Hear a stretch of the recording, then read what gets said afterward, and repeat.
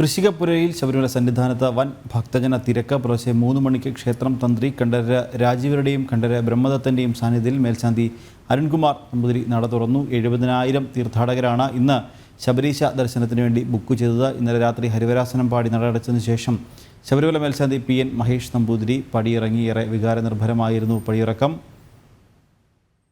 വിവരങ്ങളുമായി സന്നിധാനത്ത് നിന്ന് M. മനോജ് ചേരുന്നുണ്ട്. മനോജ്, വൃശ്ചികപ്പുരയിൽ അയ്യനെ തൊഴാനായി ഭക്തജനങ്ങളെ വലിയൊരു തിരക്ക് തന്നെയല്ലേ അവിടെ അനുഭവപ്പെടുന്നത്?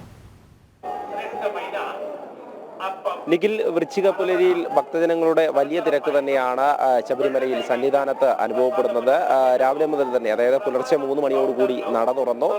തുടർന്ന് ഇങ്ങോട്ടേക്ക് ഭക്തജനങ്ങൾ ഒഴുകിയെത്തുകയാണ്. 18ാം പടി കിടന്ന് ശരണമന്ത്രങ്ങളുമായി എത്തുന്ന ഭക്തജനങ്ങളെയാണ് നമ്മളിപ്പോൾ കണ്ടുകൊണ്ടിരിക്കുന്നത്. ഇരുമുടിക്കെട്ടുമേന്തി വ്രതം നോറ്റുകൊണ്ട് അവർ ഇങ്ങോട്ടേക്ക് എത്തുന്നത് ഒറ്റ ലക്ഷ്യത്തോടു കൂടിയാണ്. ശബരിമല അയ്യപ്പൻ എന്നുള്ള ആ ഒരു ലക്ഷ്യം, അയ്യപ്പനെ ദർശിക്കുവാനുള്ള ആ ഒരു 18ാം പടി കയറി വരുന്ന ദൃശ്യങ്ങളാണ്. അവിടെ സുരക്ഷയ്ക്കായി പോലീസ് ഉദ്യോഗസ്ഥരെയൊക്കെ, പരിചയസമ്പത്തായിട്ടുള്ള പോലീസ് ഉദ്യോഗസ്ഥരെയാണ് ഇത്തവണയും നിയമിച്ചിട്ടുള്ളതെന്നാണ് ഉദ്യോഗസ്ഥർ അറിയിച്ചിട്ടുള്ളത്. എന്തായാലും ഈ ഒരു വൃശ്ചികപ്പുലരി ഭക്തി സാന്ദ്രമായിരിക്കുന്നു എന്നുള്ളത് തന്നെയാണ്. സന്നിധാനമാകെയും തന്നെ വർണ്ണാഭമായിട്ടുള്ള ഒരു കാഴ്ച തന്നെയാണ്. സന്നിധാനം പൂക്കളാൽ അലങ്കൃതമാണ്. അതോടൊപ്പം തന്നെ ഇവിടെ എത്തുന്ന ഭക്തജനങ്ങളെ നമുക്ക് കാണാൻ സാധിക്കും. വലിയൊരു തിരക്ക് ഈ ഒരു ഭാഗത്ത് അനുഭവപ്പെടും. കാരണം ഈ ഓൺലൈൻ സംവിധാനം വഴി, അതായത് 30ാം തീയതി വരെയുള്ള എല്ലാ സ്ലോട്ടുകളും മുഴുവനായിരിക്കുന്നു എന്നുള്ള കാര്യം തന്നെയാണ് അറിയിച്ചിട്ടുള്ളത്. അത്തരത്തിൽ വലിയൊരു ഭക്തജന തിരക്ക് ഇത്തവണ ശബരിമലയിലേക്ക് ഉണ്ടാകുമെന്നുള്ള കാര്യം തന്നെയാണ് നമുക്ക് അതിലൂടെ മനസ്സിലാക്കാൻ സാധിക്കുന്നത്. എന്തായാലും ഇന്ന് 18ാം പടിയിലേക്ക് ശരണമന്ത്രങ്ങളുമായി കയറി വരുന്ന ഭക്തജനങ്ങൾ, അത് തന്നെയാണ് ഭക്തി നിർഭരമായിട്ടുള്ള ആ കാഴ്ച തന്നെയാണ് നമ്മൾ കണ്ടുകൊണ്ടിരിക്കുന്നത്. അപ്പുറത്ത് ആഴി കത്തുന്നുണ്ട്. എന്തായാലും ആ ഒരു മോക്ഷം തേടിയുള്ള യാത്ര, അത് ശബരിമല അയ്യപ്പനെ ദർശിക്കുവാൻ വേണ്ടിയിട്ടുള്ള യാത്രയിലാണ് ഓരോ അയ്യപ്പന്മാരും ഇങ്ങോട്ടേക്ക് ആ ഭക്തിസാന്ദ്രമായ അന്തരീക്ഷത്തിലേക്ക്, സന്നിധാനത്തേക്ക് കടന്നെത്തുന്നത്. ആ സന്നിധാനത്തെത്തി അയ്യനെ ദർശിച്ചുകൊണ്ട് ശരണം മുഴക്കിക്കൊണ്ട് അയ്യനെ തൊഴുതുകൊണ്ടാണ് ഇവിടെ ഓരോ ഭക്തജനങ്ങളും ഓരോ അയ്യപ്പന്മാരും ഇവിടെ നിന്നും സന്നിധാനത്ത് നിന്നും തിരിച്ച് ഇറങ്ങുന്നത്. എന്തായാലും കഴിഞ്ഞ ദിവസമാണ് പുതിയ മേൽശാന്തിയായി S. അരുൺകുമാർ നമ്പൂതിരി അവരോധിക്കപ്പെട്ടത്. ആ ചടങ്ങുകളെല്ലാം നമ്മൾ കണ്ടതാണ്.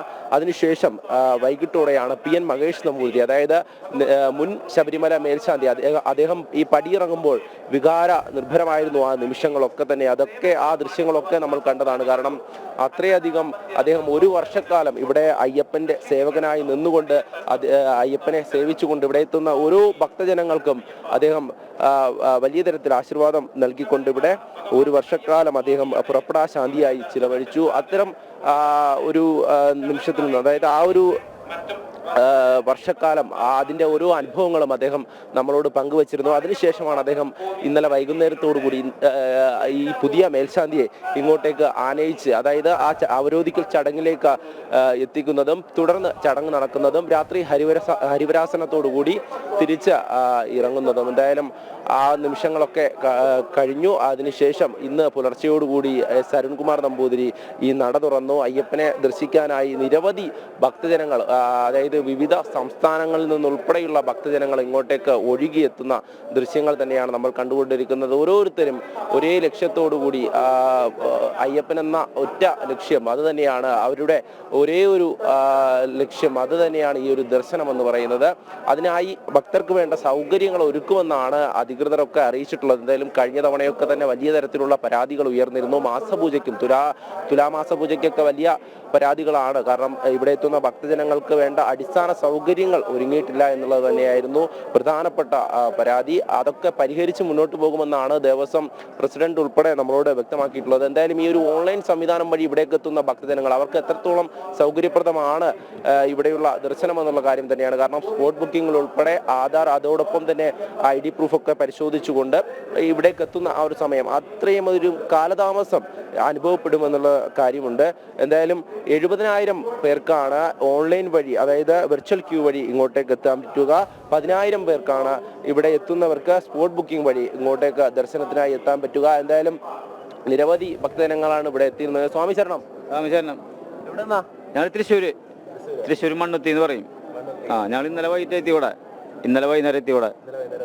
വൃശ്ചികപ്പുലരി തന്നെ സന്തോഷം. അങ്ങനെ തന്നെ ഭഗവാൻ അനുഗ്രഹം ഉണ്ടാകട്ടെ. തീർച്ചയായും എല്ലാ ഭക്തജനങ്ങളും ഭക്തിയോടുകൂടി ഇങ്ങോട്ടേക്ക് എത്തുകയാണ്. ഈ വൃശ്ചിക പുലരിയിൽ അയ്യപ്പനെ ദർശിക്കുക എന്ന് പറയുന്നത് തന്നെ ഏറ്റവും വലിയ പുണ്യം തന്നെയാണ്. എന്തായാലും ഈ മലയൊക്കെ കടന്ന്, അതായത് ഓരോ അയ്യപ്പനും 41 ദിവസം വ്രതം നോറ്റുകൊണ്ട് മാലയിട്ട് തുളസി മാല അണിഞ്ഞുകൊണ്ട് ഇവിടേക്ക് ഈ മല ചവിട്ടി കയറി വരുമ്പോൾ മനസ്സിൽ ഒരൊറ്റ വിചാരം മാത്രമാണ്, അത് അയ്യപ്പനാണ്.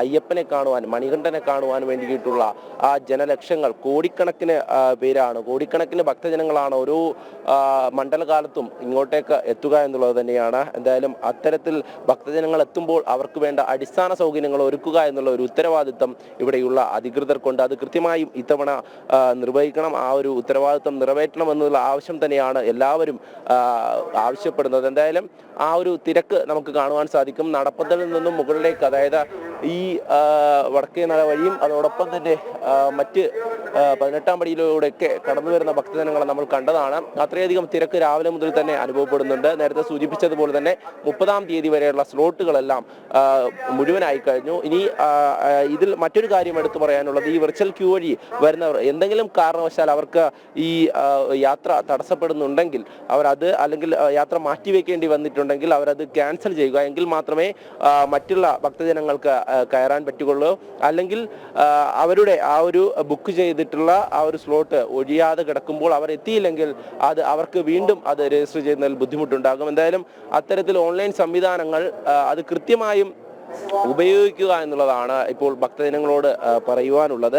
എന്തായാലും ഈ ഒരു ദർശനം അത് നമുക്ക് കാണുവാൻ സാധിക്കും. അയ്യപ്പന്റെ ആ സോപാനത്തിലേക്ക് ഓരോ ഭക്തജനങ്ങളും അങ്ങനെ ഇരുമുടിക്കെട്ടുമായി പോകുന്ന കാഴ്ച ഈ വൃശ്ചിക പുലരിയിൽ നല്ല മഞ്ഞ് രാവിലെ മുതൽ തന്നെ അനുഭവപ്പെടുന്നുണ്ട്. അത്തരത്തിൽ മല ചവിട്ടിക്കയറി ഭക്തിസാന്ദ്രമായിട്ടുള്ള ഒരു അന്തരീക്ഷം നമുക്ക് ഈ ഒരു സന്നിധാനത്ത് മുഴുവനായും കാണുവാൻ സാധിക്കും. എന്തായാലും രാവിലെയോടുകൂടി 3 മണിയോടുകൂടി അയ്യപ്പന്റെ നട തുറന്നു. ഇത്തവണ ഈ ദർശന സമയം നീട്ടിയിട്ടുണ്ട് എന്നുള്ളത് തന്നെയാണ്. അത് കൂടുതലാക്കിയിട്ടുണ്ട്, 18 മണിക്കൂറാക്കി കൂട്ടിയിട്ടുണ്ട്. കാരണം ഭക്തജനങ്ങളുടെ തിരക്ക് കണക്കിലാക്കിയാണ് ഈ ഒരു ദർശന സമയം കൂട്ടിയിട്ടുള്ളത്.